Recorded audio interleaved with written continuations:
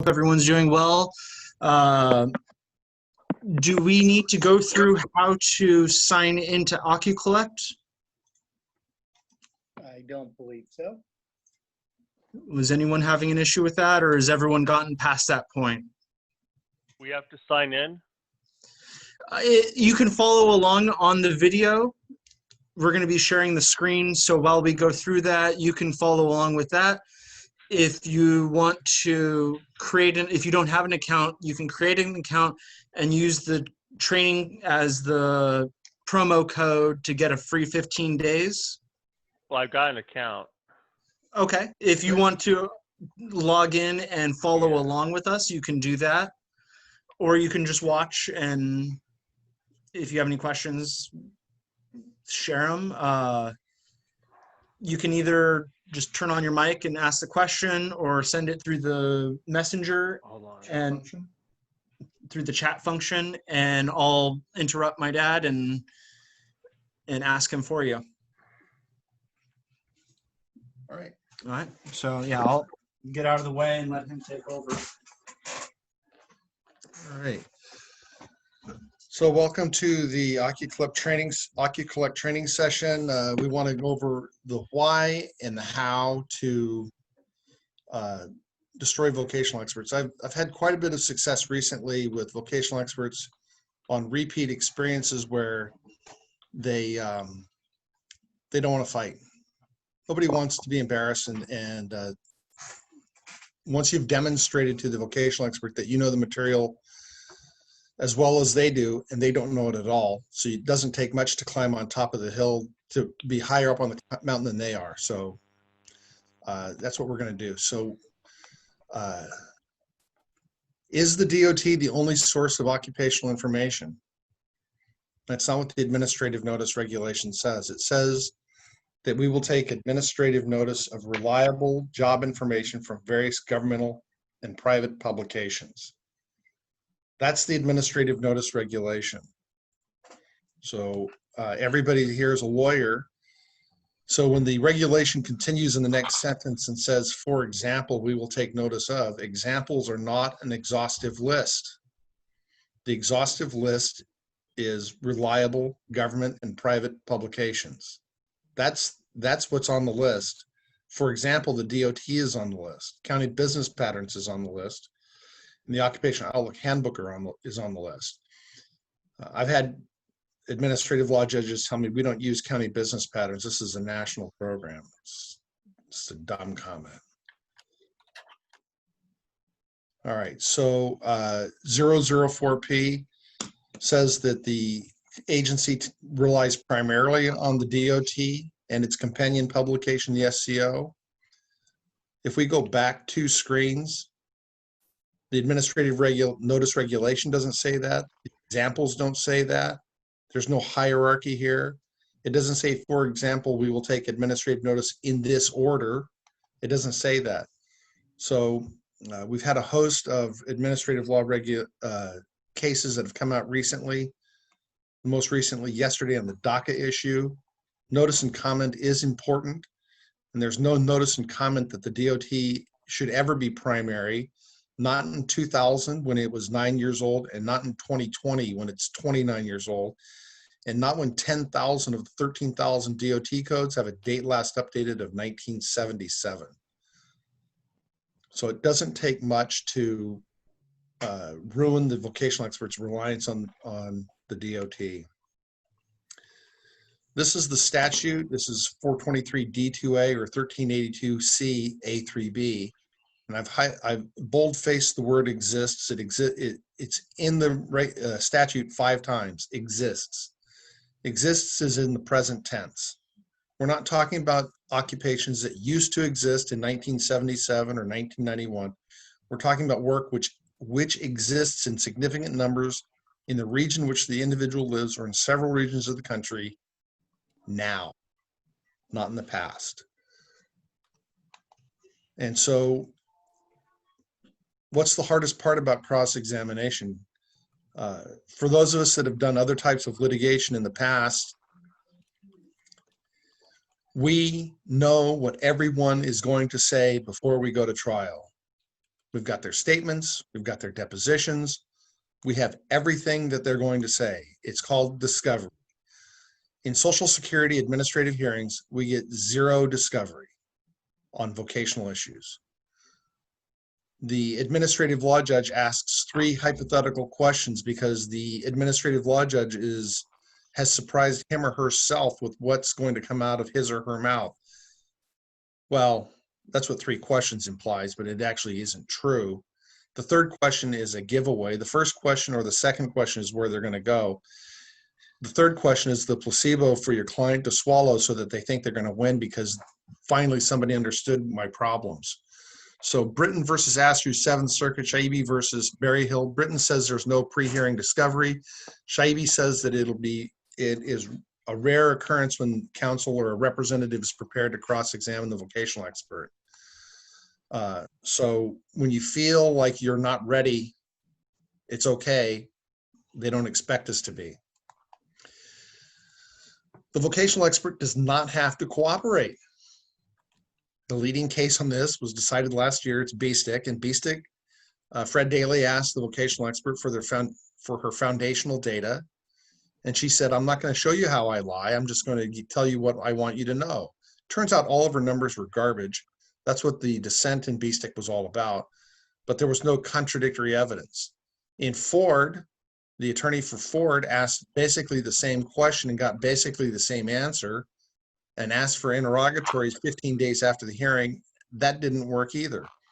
And in Bayless, the attorney asked the vocational expert to explain how the occupational employment quarterly worked. And he says, "I don't know and I don't care. I'm just reading it to you." In Purdy, this is out of the First Circuit. This was a decision written by Justice Souter, setting by designation. The vocational expert quoted Job Browser Pro, said, "How does Job Browser Pro get its numbers?" The vocational expert says, "I don't know, but everybody uses it." And the ALJ and the court and the First Circuit said that's fine. So they don't know and nobody cares. And frequently their testimony is not good. If you don't understand how Job Browser Pro works, send me an email, I'll explain it. But the vocational expert does have to have a rational explanation when differentiating between 2 sources. So in Chavez versus Berryhill, the vocational expert was using the Occupational Employment Quarterly, which is just frank data aggregation. And the attorney for Chavez presented Job Browser Pro, which uses an occupational density model, which is better than frank data aggregation, but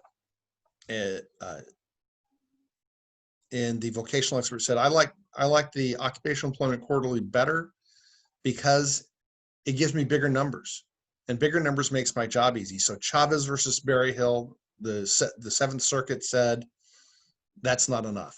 Chavez was cited in BSTIC. It's good law. It survives BSTIC. Keep it in your pocket. Let's create conflict. All right. So the most important thing is 1999 case Meanel versus Sapfel and 2018 case Shaibi versus Berryhill. We have waiver and forfeiture. The one thing that those cases, 2 cases have in common is that I lost them both.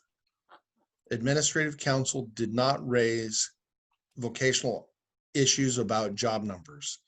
And so we lost them both. And so that is the warning shot. Raise the issue. Raise it before the ALJ. If you don't know that you're going to win when you walk out of the room, or in today's environment, when you hang up the phone, then you need to develop the record. If you thought you won and the ALJ pulls a fast one on you and you get an unfavorable decision in the mail, at least in the 9th Circuit and other circuits that allow appeals counsel evidence, that evidence needs to be presented to the appeals counsel.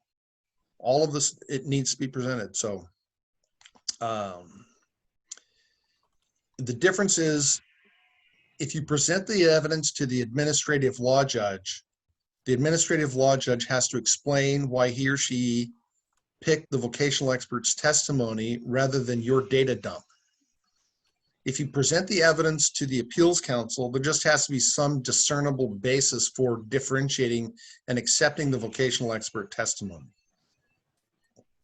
So I prefer the burden of articulation. The appeals council owes us no burden of articulation. The ALJ does. So let's try and get our evidence into the administrative law judge post-hearing.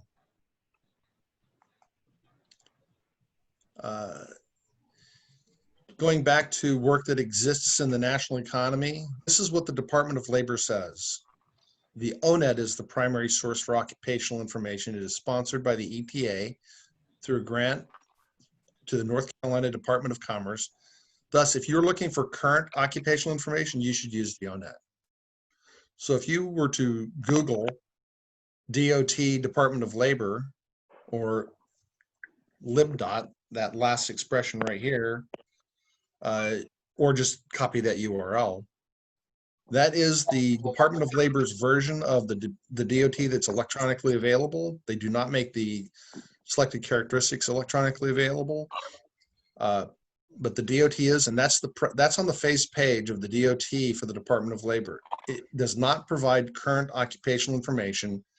That's not my opinion. That's the Department of Labor's opinion.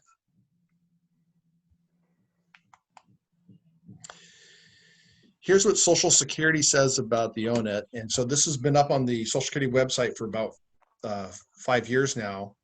And I italicized the SSA statement about the problem with the ONET. It does not describe the physical requirements of occupations at the detail level needed for claims adjudication. The critical word there is physical. The ONET does not describe the exertional requirements of work that exists in the national economy. Lifting, carrying, standing, walking, pushing, pulling. It's not there with enough specificity to allow us to ascertain whether the work is sedentary or light or whether the work is medium or heavy. So with that in mind, anything that's not physical, the ONET is sufficient for. Here's what the Department of Labor said in 2013. They're developing the ORS data for SSA. SSA wants information about job duties and mental demands, physical demands. And so that's the purpose statement. This is now 7 years out of date, but that is the purpose statement that's still on the Bureau of Labor Statistics website.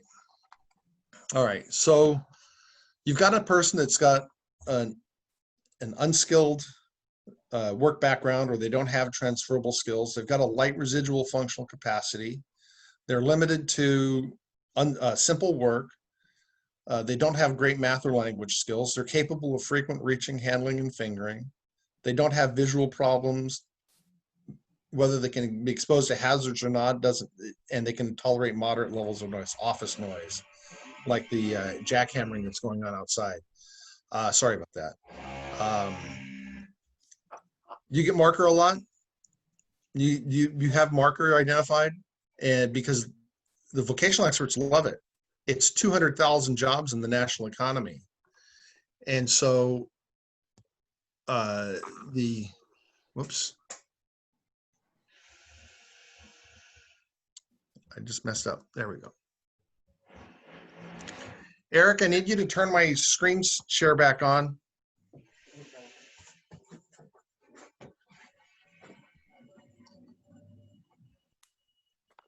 I tried to change screens and it didn't work.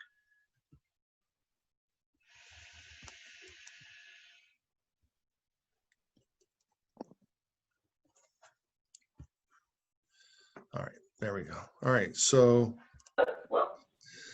once you've logged into Occu Collect, and I recommend that everyone kind of follow along, and if you want, this is the screen, the home screen after you've logged in for Occu Collect. You don't have to have a subscription to get either the DOT summary or the crosswalk. You don't have to have a subscription to have the occupational handbook or the OES occupational information. Those reports are free. just to give you an idea of what's going on in the world. The basic reports that we have are from the DOT, the SEO, and each of these reports is fully explained so that all of the definitions are there. So if I type in for the DOT report marker and I select the first one and submit, I get the marker report. So we have the DOT narrative. We have the, above that, we have the parenthetical statement of the industry code. We have SVP, stated and defined, reasoning, math, language, all of it is stated and defined, including the significance of worker functions. The most significant worker function, or the only significant worker function for marker, is data, which is copying and transcribing or entering or posting data.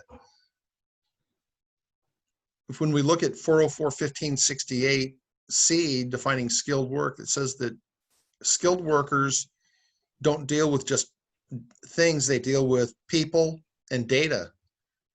That's what makes them skilled. So it sounds like maybe this job's not so simple as the reasoning level would imply.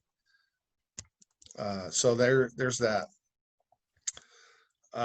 So we're going to go down here. We're going to scroll all the way down to the bottom, and we have the everything report. Oh, hold on, let me go back up one. Show you one other thing.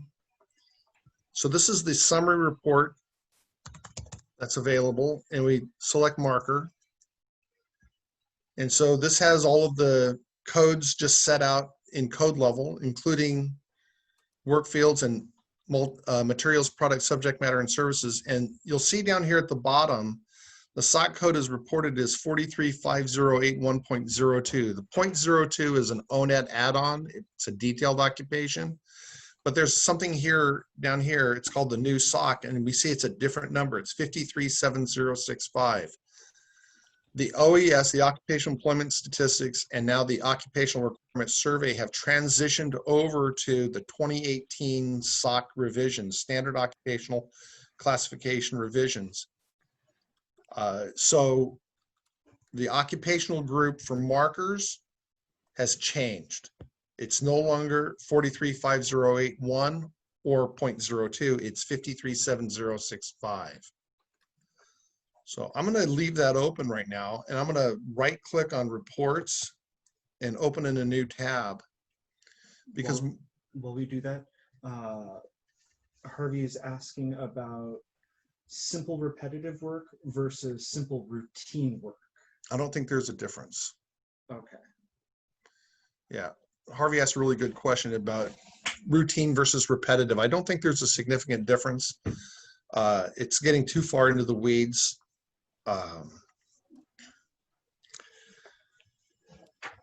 The only leg that you would have to stand on with respect to that is looking at the temperaments, which we see at the bottom of this printout for marker.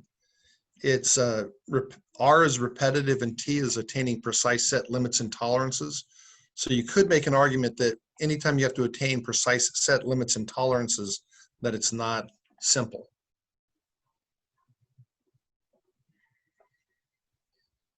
It's not a really good path. It's a waste of time. Go ahead. He's saying VEs give R2 occupations when they should be R1.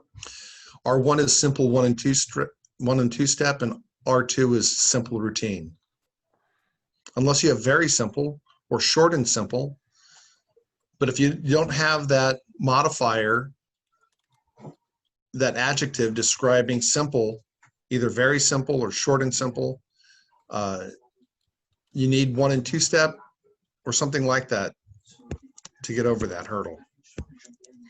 But I want to unlock the door because we want to actually beat it for not just for simple, but for all kinds of light work. This occupation does not exist in significant numbers as light work. So again, I'm in the everything report, and I'm going to type in marker, and there it is, the top selection marker 209.587-034, and it's still listed as 435081.02, and that's okay because we've captured it for you. All right, so here's a classic everything report. You can see that we have the DOT title set forth. We have the SCO information set forth in code and explained in narrative. Environmental conditions, aptitudes. So if you have somebody that has a finger dexterity problem, you can see the F here and the number 3. And if we scroll down, we see that finger dexterity is average dexterity. So you have somebody with carpal tunnel syndrome or upper extremity neuropathy, and you can establish that they have difficulty with buttons or coins or anything small. Finger dexterity is a good way to knock that job out. There's the temperaments explained. All right, so we have under the OOH, we're still using the old 43 number, and the Occupational Outlook Handbook is reporting 2 million jobs. So when a vocational expert identifies 200,000 jobs, it sounds like they're being reasonable. Limited education only knocks out 13%, only leaves 13% of the jobs. That's for incumbents. We're going to look at that later. We remember that Social Security said that the occupational or the ONET, the Occupational Information Network, is not sufficient for physical requirements. So here's the marking clerks being discussed by the ONET in terms of contact with others. So I've had vocational experts say that marking clerks don't have a lot of contact with others. They're off in the corner. It's not true. According to the ONET, they have constant contact with others in 60% of jobs, and contact with others most of the time in 38% of jobs, and occasional contact with others in just 1% of jobs. So the vocational expert says occasional contact with others, they can do 200,000 jobs as a marker. Well, the ONET says, if I make an offer of proof to you that the ONET says that 1% of these jobs in the entire group, not just the unskilled marking clerks, but all of them have 1% have occasional contact with others. My question to you is, do you have a statistical basis for disagreeing with the Department of Labor? I'm not asking them to tell me whether the Department of Labor is wrong. I'm asking them if they have a statistical basis for disagreeing with the Department of Labor. They don't. They don't have the statistical basis.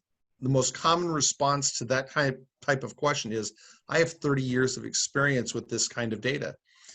And so 30 years of experience versus the Bureau of Labor Statistics, who has a better capacity to gather, collate, and report data, you or the Department of Labor?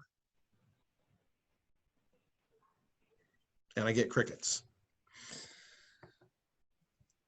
If we scroll down in here, the last thing that's on the interpersonal relationships portion of this report in the ONET is that working with a group or team, right here,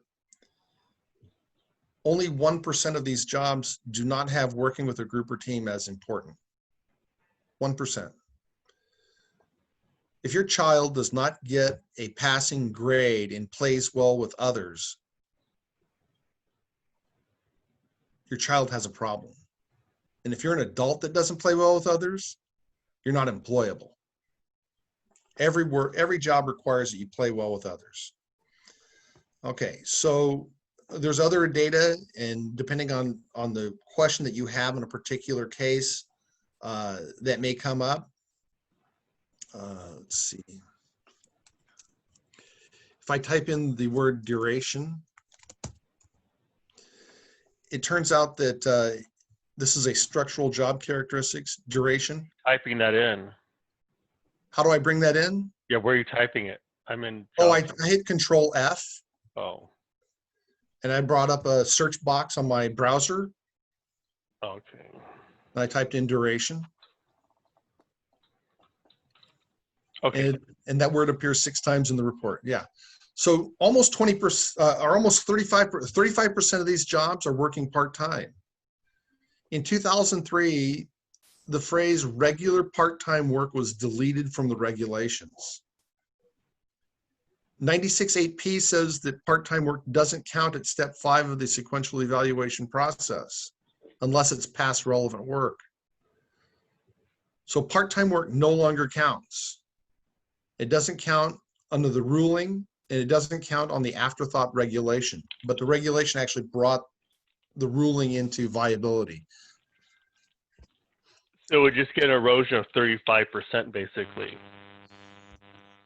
When you're whittling sticks, every stroke of the blade across the wood counts. Yeah. All right. So is this when you're using this to cross the VE at the hearing, or submitting this post-hearing in a rebuttal brief? Yes. The question was, is this at the hearing or is this post-hearing? The answer is yes. Either way, because the vocational expert doesn't have a statistical basis. And if the vocational experts will say, well, I was told not to use the ONET. Who told you that? Who told you not to use the ONET? They don't want to answer that question. They won't answer that question. And I'm not going to force them to, because the lack of an answer speaks more loudly than any answer could speak. And if the ALJ interrupts and says, well, we only use the DOT, it's like, that's not what the regulation says. And the regulation is law and the ruling is not law.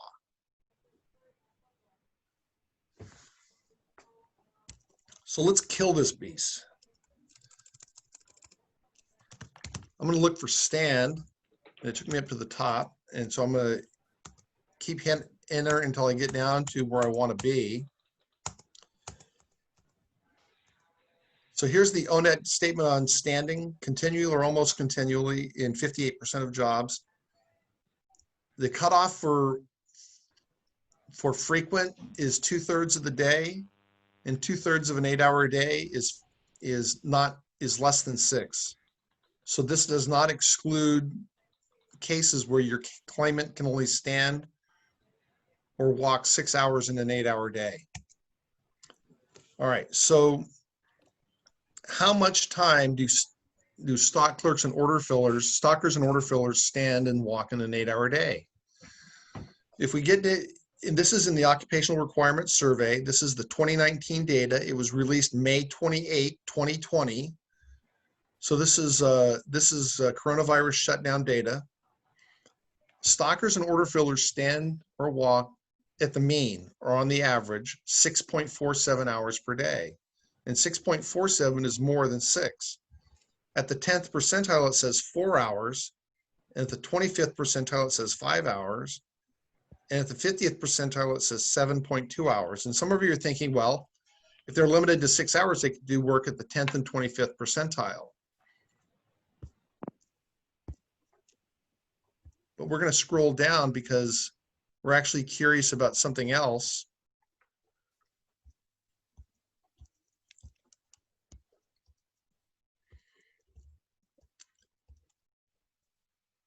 Because we're actually interested in percentage of the day. So here we are, the hours of standing in a day stated as a percentage of the workday. On average, it's 92.7% of the day. How did you get to that screen? I just scrolled down. Because I'm in the everything report as well. Okay. So I have physical work conditions, and then I don't seem to have that report. Hold on. Yeah. Type in standing is required. Okay. And it'll be your 5th or 6th result. Okay. Well. Yeah. So Kenton's catching up. We have here the statement of at the 10th percentile, 75% of the day. That's 6 hours. And at the 25th percentile, we have 90% of the day. Are you in the everything report still? I am in the everything. I haven't left. Okay. Yeah. Yeah, I don't see that either. I'm in the everything report for marker, and I don't see that screen at all.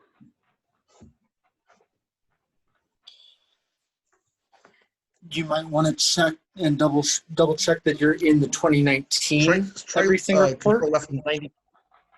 Yeah, if you're in the 2018 report, it's not there. The 2018 data did not cover marker, but if the 2019 report does. So yeah, if you're in the, if your URL screen at the top doesn't say 2019, everything 2019. Oh, there's an everything 20. I got, okay, I'll go to the everything 2019 report. I'll put Yeah, marker. there you go. That brings up a good point. Yeah, The reason so that I we was in have, 2018. yeah, the reason that we still have the 2018 data available is that the 2018 SOC has changed about 100 different codes. And not all of those codes are covered in the 2019 data dump. And so we've kept the 2018 and the 2017 data available Okay, when that's the where I went 2019 wrong. report is not informative. But you always want to use the 2019 data and only roll back in time if you can't find the information that because it's not available. Now I'm where you are. Okay, I was in 2018. That's what the problem was. All right, there So we go. Lawrence, I got the same question. I'm typing marker into the everything report, and I only get a choice of the one DOT. Okay, So when I click on that, I didn't get that screen that you have. So I must have the 2018. How do I get to the 2019 report? click over here on reports on the left-hand side, the top item. Yeah, Okay, so I'll go ahead and do that with you. Scroll all the way down to the bottom, and it's the one here in the far right-hand corner. I see Everything it. report 2019. Yep, thank you. Yeah, and then we go here and we type in marker or the DOT code. Select that first one, submit. Okay, thank you. Yep. If we come away with this and we don't have the ability to use this, then we haven't made good use of our time. So here it is. Can I just ask a quick question? Sure. Just was wondering that on the report, oh, I see. Percent of the day that standing is required, 92% of it. But the other sections you were saying, you know, the 50th, the median, the 50th percentile of jobs. Why wouldn't you just look at that? Well, the average and the median are two different things. Right. True. The median is the middle of middle. all the numbers. Yeah. Right. Okay. So basically, you're just going down to where it says the average for this type of job is 92%. Right. Okay. It turns out that the median, the person in the middle, is on their Yeah. feet all day long. Okay. All right. Right. So statistically, we report median and mean separately because they're not the same and they mean different things. Right. But it makes our point that the median and the mean are both well above 6 hours in an 8-hour day. So even if every single job in this classification was unskilled and light, only 10% of them stand and walk 6 hours in an 8-hour day. So it doesn't take much of a back problem or a leg problem to be limited to 6 hours in an 8-hour day. So how many of these jobs do you think are light? I'm trying to open vegetable. Probably about 40%. Okay, let's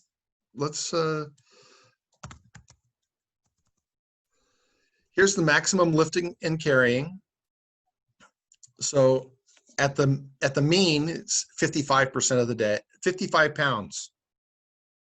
At the 10th percentile, right here in the middle of the screen now, is 36 pounds. At the 25th percentile, it's 50 pounds. 50 pounds at the median, 70 pounds at the 75th percentile, and 75 pounds at the 90th percentile. None of these jobs are light. So they're really more like a medium job. If you look up the occupations that exist in the grocery industry, at supermarkets, the DOT lists them all as light. There are no light jobs in the grocery store. They're all medium or heavy. Even cashier. Does the cashier have to lift up a case of water and slide it across? Lift it up even an inch for half a second? Yeah, but I don't know if they really have to lift 50 pounds. You think they have to lift 50 pounds on occasion? They have to lift 20.1 pounds makes it medium. Really? Yes, because it's more than up to 20 pounds. And if I have to lift 24 pounds 3 times a day, that's a medium job. Because it exceeds the definition of light. Right. Okay. So Lawrence, I see where we have that on the report. If I'm submitting it to an ALJ or to the Appeals Council, I don't think I can just make a citation to Occu Collect. So what is the citation that I would give to the court? Occupational Requirements Survey, 2019. Stockers and order fillers. 53 hyphen 7065. Got it. Yeah, Occu Collect is, when you're looking at the DOT and you're reading out of Job Browser Pro, you don't cite Job Browser Pro, you cite the DOT. So we're going to do the same thing here. We're going to cite the original sources. And for the 29, these don't work on the 2018 reports, but this report right here, this blue line, the HTTPS beta BLS, Yes. the hyperlink. And if I right click on it and select new tab, and then go to that window, there it is, Bureau of Labor Statistics, 55.38 pounds for the average lifting and carry, maximum weight lifted and carried on average. So could you show us how you got to that window again? Sure.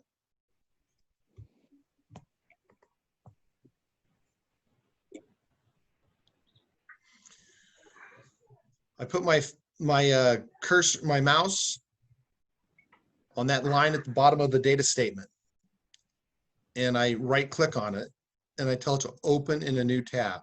Okay, so where's the 50th percentile? Okay, so open a new tab. Well, I was on the mean. It doesn't matter which one you use. You're going to get data. Okay, I see here. Okay. Yeah. So I get 50. Okay, annual. The 2018 and 2017 reports don't work anymore because BLS took the data down. So anyone I collect, it's going to do that. Okay, so right. Open. If you just click on it, it'll open it up. Right. So it's all saying. So you're saying this is now the 50 pounds means what? This is the mean that they're lifting. No, this is maximum. Oh, the back. Okay, the Yeah. maximum across all the for the whole group. Right. So at the 10th percentile, so if we line up 100 people that perform work that's properly classified as stockers and order fillers, and we line them up by how much weight they lift and carry maximum in a day, the 10th person lifts 36 pounds. So there's no statistical basis for saying that these people in any significant numbers lift 20 pounds or less and never lift frequently over 10 pounds.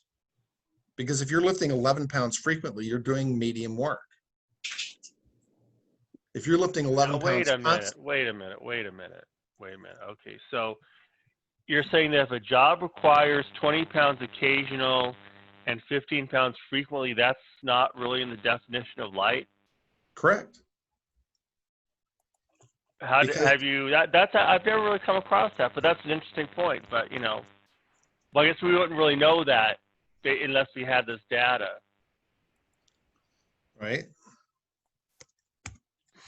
Okay, so let's look at the definition of light work that's in the DOT.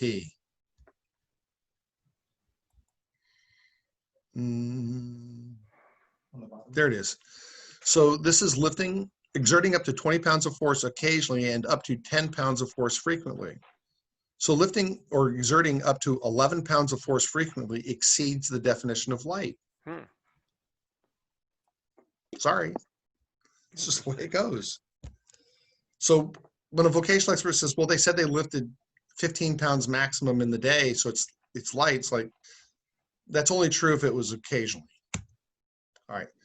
So let's look one more thing in terms of stock clerks and order fillers. This is the last piece of your everything report. It's called the Occu Collect calculator. And this collates and reports all of the data that we have come across frequently. This is the most common data that we need to know in terms of cross-examining vocational experts. So we have choice of sitting or standing is not allowed. The choice of sitting or standing is not a sit-stand option at a workstation. If you provide a desk that stands up, that the person can elevate so they can stand up and work, or they can lower and sit down and work, that's classified by the Department of Labor as sitting.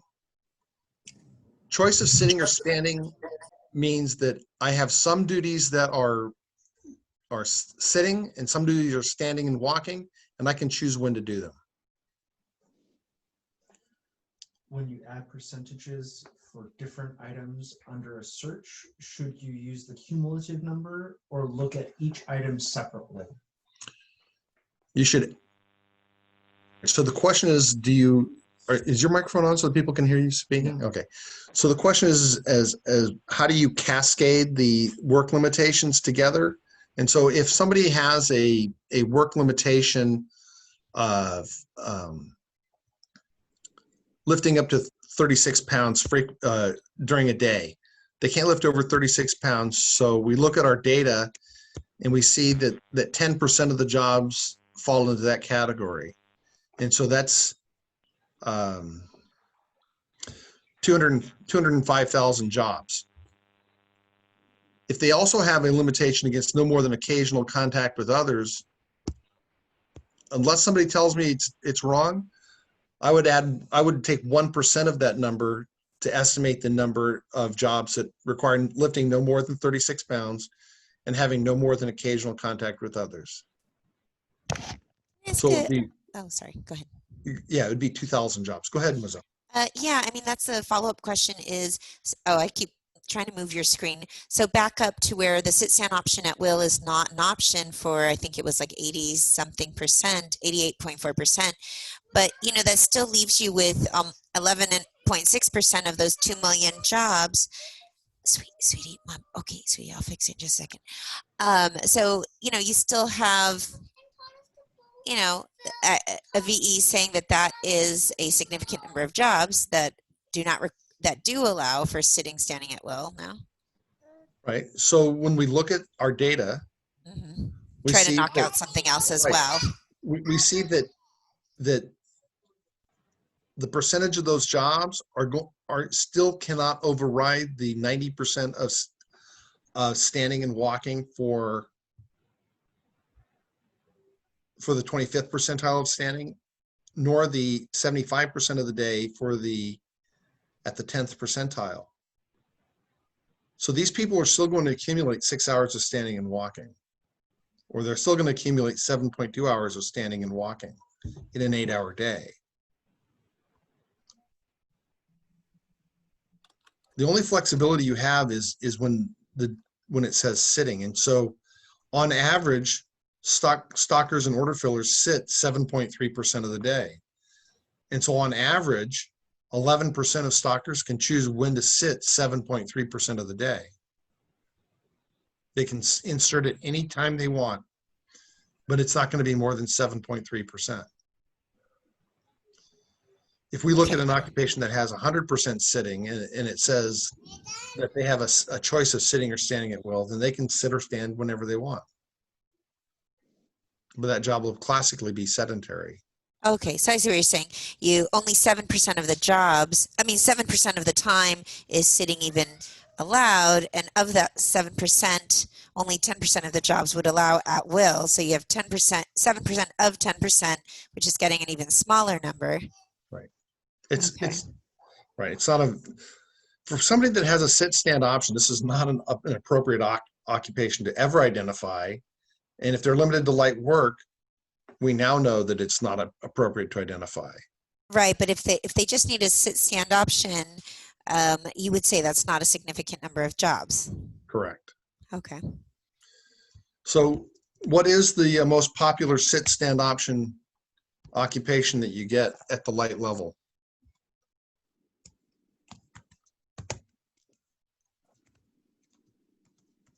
Is it Parking cashier lot too?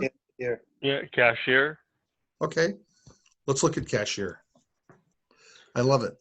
All right. Oh, so we're going to be in the same page and we're just going to enter cashier, right? Or we're Yeah. going to go back out to the reports page. Okay. You can do either one. What I like to do is I like to open up success. If I'm doing an AC brief or an ALJ submission, Yeah. I end up with 6, 9 tabs open with all the data. Well, I guess there's So- cashier 1 and cashier 2. Cashier, yeah, but all right. So I want to look at one thing before we get too far into cashier. So this is just the ONET list of cashier occupations. And so here we see that they're sedentary and light, unskilled, semi-skilled, and skilled. Which report did you go into? This is your Crosswalk. ONET DOT to the 2010 ONET SOC crosswalk. This is your second report that's on the Oh, free okay. report section. So I just heard cashier. Right. You can't enter a DOT name. You need to enter the SOC code name. But Okay. there it is. You can get the SOC code by going to the DOT SCO SOC summary report and then enter it there. But we already know that cashiers are cashiers. All right. So again, we have the DOT. We're back in the everything. Say it again. We're back in the everything report. We're back in the everything report and we're in For the everything 2019, 2019 okay, report. all right. Right. And we're using we're using cashier 1. That Cashier 2. okay, cashier 2. Okay, so Yeah. Okay. Why isn't 10% of 7% a significant number of jobs? Why isn't 10% of 7% a significant number of jobs? Well, if we're looking for light work and it's a 2 million, 7% would be 14,000. In the Ninth Circuit, 14,000 is well below the Gutierrez line. Gutierrez versus Commissioner says the bright line is 25,000. So you're saying now when they're quoting nationwide numbers, right? Right. Because they know, I guess because you got so good, they got rid of the local numbers. Some people would make that speculation. So you blew it. You blew that for us. So, so if they come back and say 14,000 in the nation, then that's just not enough jobs. Is that basically what you're saying? So what's the Yes. Gutierrez line again? 25,000. Really, I didn't know that. Yeah. When was Gutierrez decided?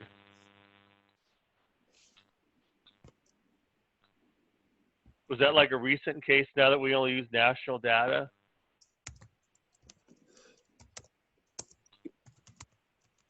It's not a sufficient national. It's interesting, guys. You don't have to tell me, but you know. 2014. Okay. Okay. Yeah. You know who the absurd attorney on that was? Say that again. Who was the attorney on that one? Who was the absurd attorney on that case? You. Yeah. Making bad law left and right. All right. So Well, that's not a bad law. I mean, because I mean, I didn't know that. I mean, sometimes I get. Do most of the ALJs know that? In the Ninth Circuit, they do. they should. Yeah. Yeah, because I didn't know that. So I mean, I go to some hearings where they're quoting like, well, there are 10,000 jobs nationally, there are 14,000 jobs nationally. You tell the judge that's not a significant number. That And then is they cool. find it a significant number And that's and just an but they don't automatic explain it. remand. Yeah. Yeah. Okay, so jobs have to be 2,500. Right. 25,000. That's probably the 25,000. That's a great takeaway. Okay, so that's probably the best takeaway. I'll get this on this one. This is pretty good. There are lots and lots of cashier jobs in the national economy. 3.6 Yeah, I know. million. Yeah. 3.6 million. Okay. And then, so we have the ONET report and we have the education training experience report, and we have the alternate titles. There are 82 different titles that cashiers parade under in the modern economy. There are 18 different DOT codes. Only 6 of them are classified as unskilled. So what percentage of the 3 million jobs do you think are unskilled? We're talking about the SVPs of 1 and 2, right? Yeah. How many of the 3.6 million jobs, how many of those jobs are unskilled? Let's take a look here. Where are you? Are you at the gonna data go set all the way to the occupational bottom. requirements? Okay. I'm going to go all Sorry the if way to I'm the slowing bottom. you down. Yeah. 95.5% of the cashiering jobs in the Okay, national here we go. economy are Occu. unskilled. Wait a minute. Okay, so duration. Okay, hold on. Okay. So where did you, hold on. Standing, hours standing, reaching, contact with others. Right. We're on the job training calculations. Asshole, go to the end, like you said. Just You're scroll talking about to the the bottom. SCP. Okay, so you're saying that 95% of the jobs are SVP too? Is that what you're saying? Yep. That can't be right. It is. What? I mean, I don't care if it's right or not. That's what the Yeah. Bureau of Labor Statistics Oh, says. okay. So cashier, because they usually say that cashier is an SVP3 job. Am I right about that in my observations? Vocational experts say a lot of things that aren't true. Well, I'm sure, but they must be grounded in something like job. Do you think Job Browser Pro would Job Browser Pro would probably give it an SVP3? Kenton, if I asked you before today how many jobs makes a significant number, you would not have said that $25,000 is a bright line. Right. Yeah, I wouldn't have. But now you know. And when the Department of Labor does a nationwide survey and says that 95% of the jobs are unskilled, they don't have, it's not like it feeds their narrative in any way. Right. This is just I mean, I recognize that there are 3 kinds of lies in the world. There's lies, damn lies, and statistics. Right. So this Occu collector table at the bottom is like kind of a summation of all these percentiles above, right? Correct. So if we scroll up, because I want to look at standing and walking, cashiers stand and walk at the 10th percentile 95% of the day. Okay. Okay, choice of so choice of sitting or standing not allowed, 96%. Right. So, but let me throw something in. Well, All right, okay, well, we'll go. Yeah. Okay, And so when we look at the lifting and carrying, the maximum lift carry qualifies as light at the 25th percentile, but not at the 50th percentile. So most of despite the fact that the DOT doesn't classify any of these jobs as medium, most of the jobs are in fact medium. Because the mean weight is 27.19 pounds. And the 50th percentile is 25 pounds. That makes it medium. And if you look up in the box above that, the lifting carrying calculations, lifting or carrying greater than 25 pounds and less than or equal to 50 pounds seldom is 38.5%. Seldom up to 25 pounds is 41.5%. Most of these jobs require medium exertion. It's just that simple. I don't make this stuff up. I don't have any reason to falsify data, and I wouldn't do that. I'm not going to lie to you. I'm not going to lie to the ALJ. There's no case that's worth my bar card. But cashiers are in fact mostly medium and standing almost all day long. And so BSTIC has the question that we want to ask, because the vocational expert says, well, that's not my experience. It's like, okay, BSTIC, the Supreme Court in BSTIC told us to ask, what is your reliable methodology for extrapolating your local experience to the national economy? That's the question. Well, I have 30 years of experience. Okay, and I have $3 in my pocket. We can get at least 1 cup of coffee.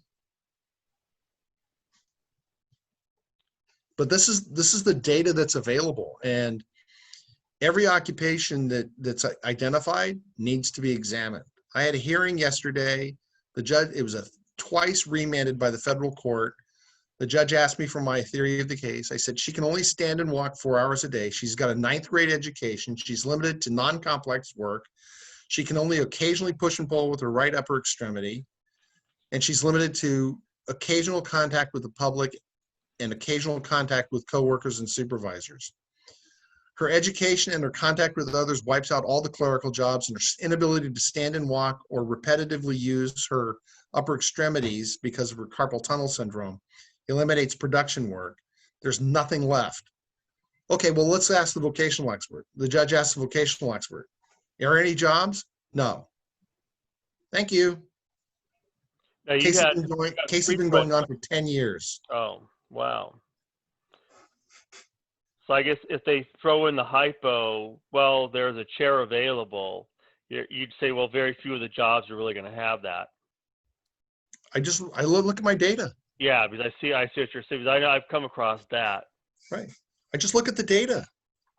But I think, look at the data. Yeah. So by seeing your last typo, you use frequent, fine, and gross, right? Some of the occupations are going to identify that, but in this particular case, the judge had said she could do frequent but not repetitive. Frequent but not repetitive, That fine and case, gross manipulation. that I'm RFC trying to. found by the ALJ at the second hearing. Yes. So That how was do the you RFC that was quantify articulated that? in the second hearing. And under Stacy versus Colvin, we locked that RFC in because I knew I could win on it. Frequent but not repetitive. Yeah, it allows up to 50% of the day, but not 51%. So the lower half of frequent's okay.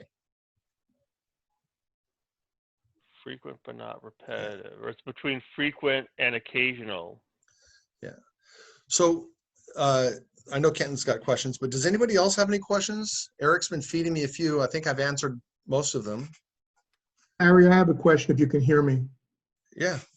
All right, thanks. I want to go back to the R1, R2 thing. Maybe my written question wasn't clear. When the ALJ includes in their hypothetical a limitation to simple repetitive work or simple routine work, and the VE gives R2 occupations, isn't that a disconnect, or am I wrong? It's the two cases that we want to look at for that are Zavalin Right, and Rounds. right. And then Zavalin said that joined the 10th Circuit and said simple excludes R3 jobs. In Rounds says that 1 and 2 step excludes reasoning level 2. And there's a case in the 4th Circuit, and I don't remember the name of the case right offhand. I think it was last year, that said that very short and simple instructions excludes R2. So you need something other than just simple and repetitive. You need something something more. So I wanted confirmation more than anything, because VEs are throwing this at me constantly, where they're including R2 jobs, like you say, contrary to those 9th Circuit cases. So I'm not crazy, at least about this. Right. So you want to look at a number of things. So I pulled up call out operator, which is a sedentary occupation. It's not simple under Zavalin because of the reasoning level 3. It's not simple because of how we define simple work, because it involves dealing with data and people. Its primary functions are not things, which is the hallmark of unskilled simple work. It is R repetitive. But it has T attaining precise set limits and tolerances, because when you call for the spot price of silver, you don't want the person that you're talking to misquoting the spot price for silver. And it's P for people. And dealing with people is never simple.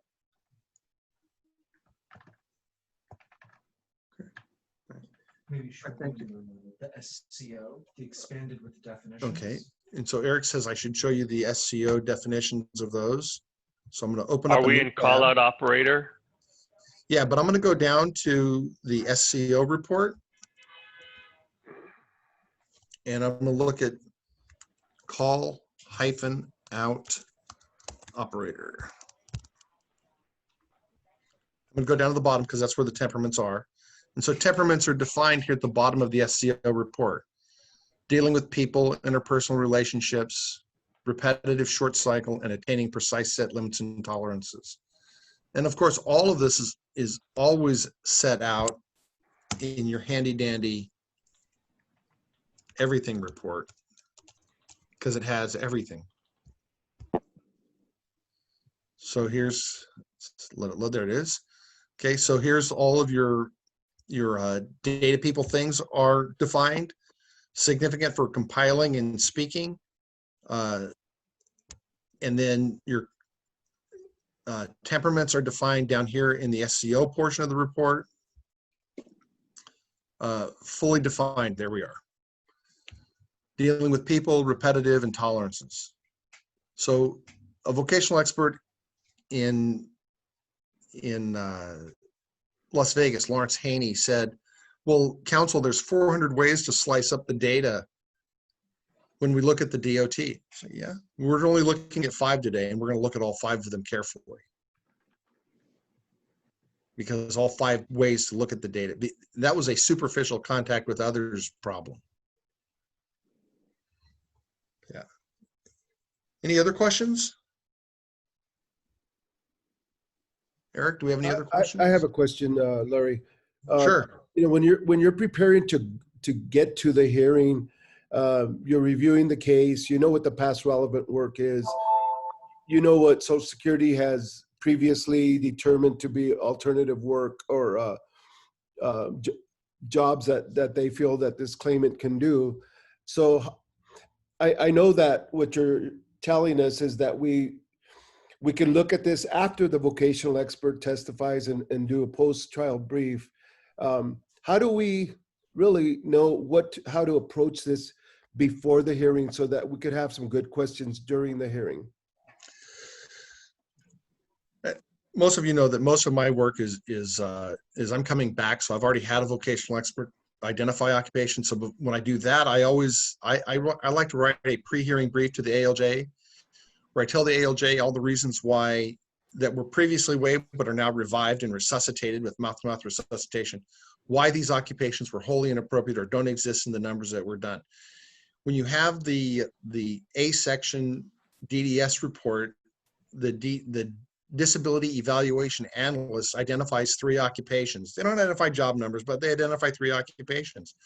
So if you submitted an everything report for those 3 occupations, take you 5 minutes to print 3 reports, and submitted those to the ALJ and said that this is what DDS said the person could do, and none of these jobs exist or are appropriate for the reasons that are set forth in the data, and dump that in, and that goes into the E section. The vocational expert looks at the E section and says, oh, I guess I better get my ducks in a row because this is the kind of data that I can't beat. And I've had good success doing that. I think I won the case yesterday with no fuss, no muss, because I'd done exactly that on a remand case. Are there techniques that you can And we can do that even when it's the first hearing then. Okay, thank you. on the data, or how can you set them up? So Eric says that Larry, you're doing this, I'm sorry, you're doing this despite the fact that, particularly in your situation, after 2 district court remands, on the face of things, the hearing is de novo. Is it? That's not what Stacy says. I'm asking you rhetorically. I mean, that's, It's not de novo. I told the ALJs that. I tell them that this is not a de novo hearing. He says, but the appeals council vacated the prior decision. I said, it vacated for proceedings consistent with the ALJ, with the district court decision, and the district court did not vacate the step 3.5 finding of RFC. The district court vacated the step 5 question, or vacated the step 4 past work question. So we're here from step 4 on. We're not here at RFC. We're here for other work. If I don't like the RFC because I think I need to do something different, then I'm going to litigate the RFC and get a remand at that step. But frequently, I see a lot of cases where I think I can win at the RFC. I just need to beat the vocational expert to death. So Eric says we have a question of how do we set the vocational expert up? The judge already asked the question, is your testimony consistent with the DOT? The vocational expert said yes, except as otherwise explained. So your question is your testimony consistent with the Department of Labor's published data? Is it consistent with the Occupational Outlook Handbook? Is it consistent with the ONET Online? Is it consistent with the Occupational Requirements Survey? I don't know. Okay, that's fantastic. Thank you. I'll submit that to you later, Judge. Is there an equivalent of that, Stacy, in other circuits? There is, the question is there something equivalent to Stacy in other circuit? There's a case called Key versus Sullivan. I think it's Key, K-E-Y versus Sullivan, that said that law of the case applies in Social Security cases. So you want to do a search of your case law for law of the case or rule of mandate, and you'll find that in some Social Security cases it's mentioned. It only took us 20 years after we first litigated the issue in the Ninth Circuit to get a Ninth Circuit ruling on it, handled by an attorney in Oregon, I think. Really a good case. They ended up losing on the facts, but winning on the law. Not good. But yeah, so law of the case and rule of mandate are well-developed principles outside of administrative law, and you can argue and incorporate them in. Key versus Sullivan is one of those cases. Anything else? None in the chat. Okay. Well, we don't have any other questions posed to Eric on the chat. So I want to thank everybody for coming. I hope that you use Occu Collect. If you have any questions about how to functionally use it, you can always call the office and ask for Eric. He's here about half the time with the coronavirus situation going on.